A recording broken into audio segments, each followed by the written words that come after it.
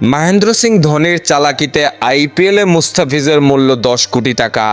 এক ঢিলে দুই পাখি মারতে গিয়ে চেন্নাইয়ে ধোনির কেলেঙ্কারির কারণে মুস্তাফিজ হয়তো ১০ কোটি টাকায় মুম্বাই যাচ্ছেন।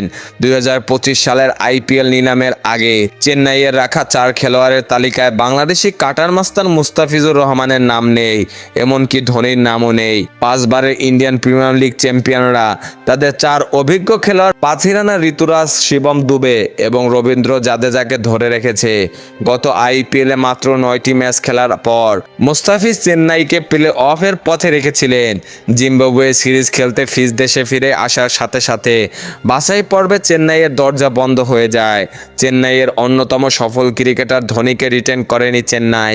২০২৫ সালে আইপিএলে মুস্তাফিজকে দলে রাখতে চেয়েছিলেন ধোনি, কিন্তু দলে সেই তালিকায় জায়গা হয়নি ধোনির নিজেরও। তাই জোর গুঞ্জন উঠেছে ২০২৫ সালের আইপিএলে ধোনি এবং মুস্তাফিজকে ছাড়াই দল গঠন করবে চেন্নাই। আর সেই সুযোগে ধোনি এবং মুস্তাফিজকে একসাথে অফার করেছে মুম্বাই ইন্ডিয়ান্স। ভারতীয় পত্রিকা আনন্দবাজারে এমন তথ্য দাবি করা হয়েছে। মুস্তাফিজকে ১০ কোটি রুপিতে দলে নেওয়ার আগ্রহ জানিয়েছে মুম্বাই।